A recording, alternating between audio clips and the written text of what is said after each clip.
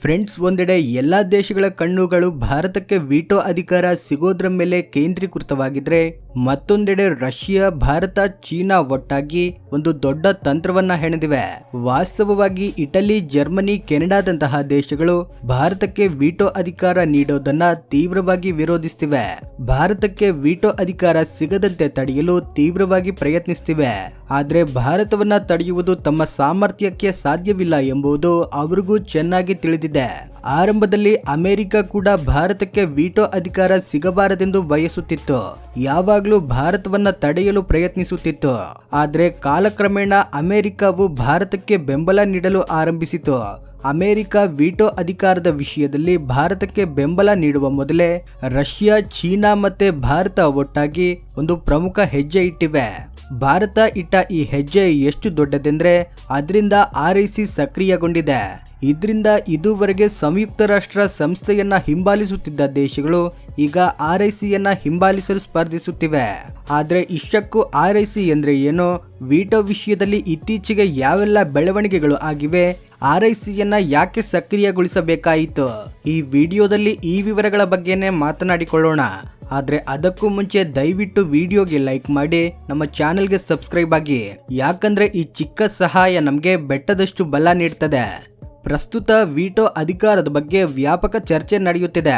ವಿಶ್ವದ ಕೆಲವು ದೇಶಗಳು ಭಾರತಕ್ಕೆ ವೀಟೋ ಅಧಿಕಾರ ಸಿಗಬಾರದೆಂದು ಹೇಳುತ್ತಿದ್ರೆ, ಇನ್ನು ಕೆಲವು ದೇಶಗಳು ಭಾರತಕ್ಕೆ ಯಾವುದೇ ಕಾರಣಕ್ಕೂ ವೀಟೋ ಅಧಿಕಾರ ನೀಡಬಾರದೆಂದು ವಾದಿಸುತ್ತಿವೆ. ಆದ್ರೆ ವೀಟೋ ಪವರ್ಗೆ ಎಂತಹ ಶಕ್ತಿ ಇದೆ, ಇದನ್ನ ಸಾಧಿಸಲು ಭಾರತ ಇಷ್ಟು ವರ್ಷಗಳಿಂದ ಯಾಕೆ ಶ್ರಮಿಸುತ್ತಿದೆ? ಫ್ರೆಂಡ್ಸ್, ಕೆಲವು ಪಾಶ್ಚಿಮಾತ್ಯ ದೇಶಗಳು ಭಾರತಕ್ಕೆ ವೀಟೋ ಪವರ್ ಸಿಗಬಾರದೆಂದು ಬಯಸುತ್ತಿವೆ. ವಾಸ್ತವವಾಗಿ ವೀಟೋ ಅಧಿಕಾರವಿರುವ ದೇಶ ಉಳಿದ ಎಲ್ಲಾ ದೇಶಗಳು ಒಪ್ಪದಿದ್ದರೂ ಸಹ ಯಾವುದೇ ಪ್ರಸ್ತಾವನೆಯನ್ನಾದರೂ ತಡೆ ಹಿಡಿಯಬಹುದು. ಪ್ರಸ್ತುತ ಅಮೆರಿಕ, ರಷ್ಯಾ, ಚೀನಾ, ಫ್ರಾನ್ಸ್ ಮತ್ತೆ ಬ್ರಿಟನ್ ಎಂಬ 5 ದೇಶಗಳ ಬಳಿ ಈ ವೀಟೋ ಅಧಿಕಾರವಿದೆ. ಆದ್ದರಿಂದಲೇ ಅಮೆರಿಕ, ಬ್ರಿಟನ್ ನಂತಹ ದೇಶಗಳು ತಮ್ಮನ್ನ ತಾವು ಶಕ್ತಿಶಾಲಿ ರಾಷ್ಟ್ರಗಳೆಂದು ಭಾವಿಸುತ್ತವೆ. ಯಾವುದೇ ದೇಶಗಳ ಮಧ್ಯೆ ಗೊಂದಲ ಉಂಟಾದಾಗ ತಾವು ಯಾರಿಗೆ ಬೆಂಬಲ ನೀಡಬೇಕೆಂದುಕೊಂಡಿದ್ದಾರೋ ಆ ದೇಶದ ವಿರುದ್ಧ ಇರುವ ರಾಷ್ಟ್ರಗಳ ಮೇಲೆ ನಿರ್ಬಂಧಗಳನ್ನ ವಿಧಿಸುತ್ತವೆ. ಈಗ ಭಾರತದ ಆರ್ಥಿಕ ವ್ಯವಸ್ಥೆ ವೇಗವಾಗಿ ಬೆಳೆಯುತ್ತಿದೆ.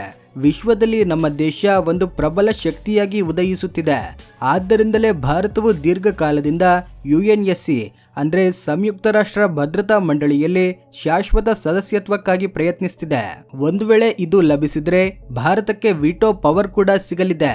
ಆಗ ಭಾರತವು ಮಹಾಶಕ್ತಿಯಾಗಿ ಎದ್ದು ನಿಲ್ಲೋದನ್ನ ಯಾವ ದೇಶವೂ ತಡೆಯಲಾಗದು.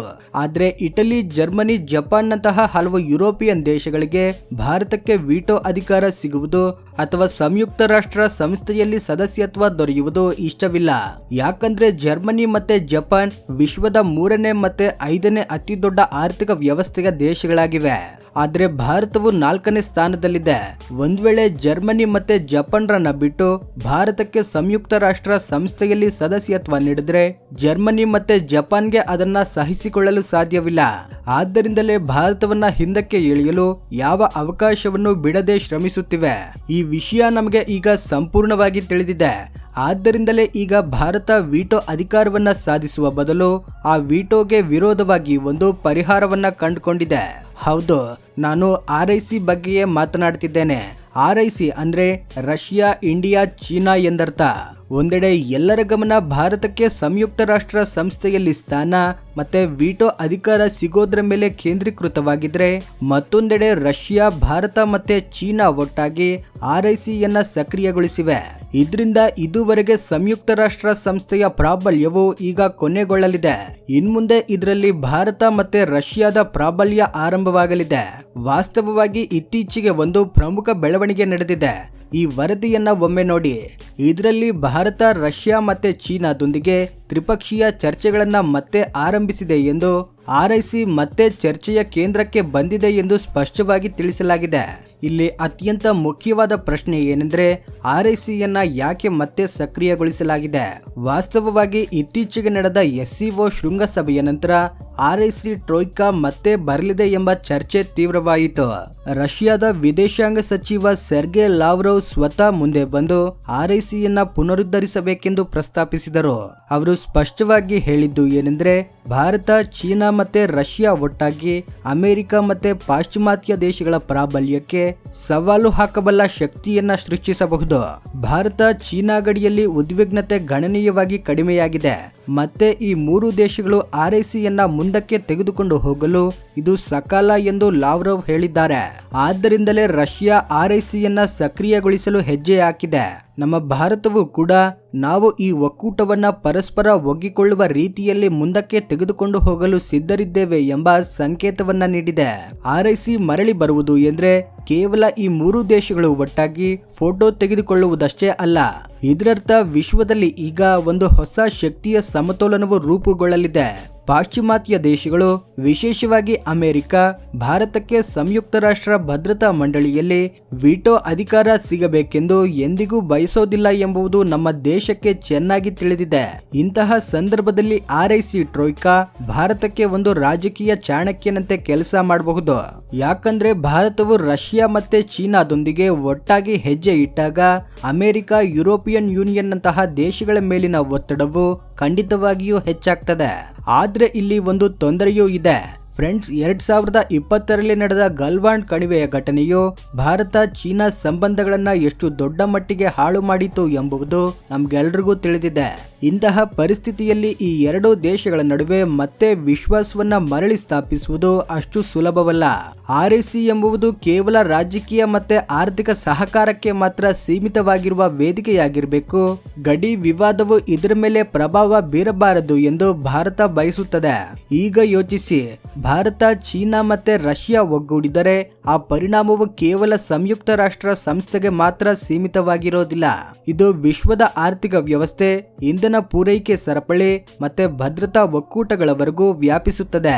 ಆರ್ಐಸಿಯ ದೊಡ್ಡ ಶಕ್ತಿ ಎಂದ್ರೆ ಇದರಲ್ಲಿ ವಿಶ್ವದ ಅತಿ ದೊಡ್ಡ ಜನಸಂಖ್ಯೆಯ ಚೀನಾ, ಅತಿ ದೊಡ್ಡ ಶಕ್ತಿಯ ಮೂಲವಾದ ರಷ್ಯಾ ಮತ್ತೆ ಅತಿ ದೊಡ್ಡ ಜನಸಂಖ್ಯೆಯೊಂದಿಗೆ ವೇಗವಾಗಿ ಬೆಳೆಯುತ್ತಿರುವ ಆರ್ಥಿಕ ವ್ಯವಸ್ಥೆಯಾದ ಭಾರತವು ಭಾಗವಹಿಸಿವೆ. ಅಂದ್ರೆ ಈ ಒಕ್ಕೂಟವು ಸರಿಯಾಗಿ ಸಕ್ರಿಯಗೊಂಡರೆ ವಿಶ್ವದ 50%ಕ್ಕಿಂತ ಹೆಚ್ಚಿನ ಶಕ್ತಿಯ ಸಮತೋಲನವು ಬದಲಾಗಬಹುದು. ಆದ್ದರಿಂದಲೇ ಭಾರತವು ತುಂಬಾ ತಂತ್ರಗಾರಿಕೆಯಿಂದ ಹೆಜ್ಜೆ ಇಟ್ಟಿದೆ. ವಿಟೋ ಅಧಿಕಾರವನ್ನ ಸಾಧಿಸುವ ಹೋರಾಟದಲ್ಲಿ ಸಿಲುಕಿಕೊಳ್ಳುವ ಬದಲು ಈಗ ಭಾರತವು ಒಂದು ಮಾರ್ಗವನ್ನ ಆಯ್ಕೆ ಮಾಡಿಕೊಂಡಿದೆ. ಇದರಿಂದ ಪಾಶ್ಚಿಮಾತ್ಯ ದೇಶಗಳ ಮೇಲೆ ಎಲ್ಲಾ ಕಡೆಯಿಂದ ಒತ್ತಡ ಹೆಚ್ಚಾಗ್ತದೆ. ಇದೇ ನಿಜವಾದ ಕೌಟಿಲ್ಯ ನೀತಿ. ಆದ್ರೆ ಇದೆಲ್ಲವೂ ಆಗಲು ಕಾರಣವೇನೆಂದ್ರೆ ವಿಶ್ವದ ಶಕ್ತಿಯ ಕೇಂದ್ರಗಳು ನಿಜವಾಗಿಯೂ ಬದಲಾಗ್ತಿವೆ. ಒಂದು ಕಾಲದಲ್ಲಿ ಸಂಯುಕ್ತ ರಾಷ್ಟ್ರ ಸಂಸ್ಥೆ ಅಮೆರಿಕದ ನಿಯಂತ್ರಣದಲ್ಲಿದೆ. ವಿಶ್ವ ಬ್ಯಾಂಕ್ನ ಮೇಲೆ ಅಮೆರಿಕದ್ದೇ ಒಡೆತನವಿರುತ್ತದೆ ಎಂದು ಹೇಳಲಾಗ್ತಿತ್ತು. ಆ ನಿಯಂತ್ರಣ IMF ಅಂದ್ರೆ ಇಂಟರ್ನ್ಯಾಷನಲ್ ಮಾನಿಟರಿ ಫಂಡ್ ಮೇಲೂ ಇತ್ತು. ಅಂದರೆ ಭವಿಷ್ಯದಲ್ಲಿ ಅಮೆರಿಕವೇ ಎಲ್ಲಾ ದೇಶಗಳನ್ನ ತನ್ನ ಮುಷ್ಟಿಯಲ್ಲಿ ಇಟ್ಕೊಂಡು ಮುಂದುವರಿಯುವ ಏಕೈಕ ದೇಶವಾಗಿರ್ತದೆ ಎಂದು ಭಾವಿಸಲಾಗಿತ್ತು. ಆದ್ರೆ ರಷ್ಯಾ ಉಕ್ರೇನ್ ಯುದ್ಧದ ನಂತರ ಈಗ ಶಕ್ತಿಯ ಕೇಂದ್ರಗಳು ನಿಜವಾಗಿಯೂ ಬದಲಾಗ್ತಿವೆ. ನಿಯಂತ್ರಣವು ಭಾರತದ ಕೈಗೆ ಬರ್ತಿರುವಂತೆ ಕಾಣ್ತಿದೆ. ಪಾಶ್ಚಿಮಾತ್ಯ ದೇಶಗಳ ಬಳಿ ಇರುವ ಅಧಿಕಾರವು ಈಗ ಏಷ್ಯಾಕ್ಕೆ ವರ್ಗಾವಣೆಯಾಗುವುದು ಆರಂಭವಾಗಿದೆ. ಈ ವರದಿಯನ್ನ ಗಮನಿಸಿ. ಇದು 2021ರ ನವೆಂಬರ್ ಅಲ್ಲಿ ವಿದೇಶಾಂಗ ಸಚಿವಾಲಯದಿಂದ ಬಿಡುಗಡೆಯಾಗಿದೆ. ಇದರಲ್ಲಿ 3 ದೇಶಗಳ ವಿದೇಶಾಂಗ ಸಚಿವರು ಒಂದು ಪ್ರಮುಖ ಸಭೆಗಾಗಿ ಕೂತಿದ್ದಾರೆ. ಇಲ್ಲಿ ರಷ್ಯಾ, ಚೀನಾ ಮತ್ತು ಭಾರತವಿದೆ.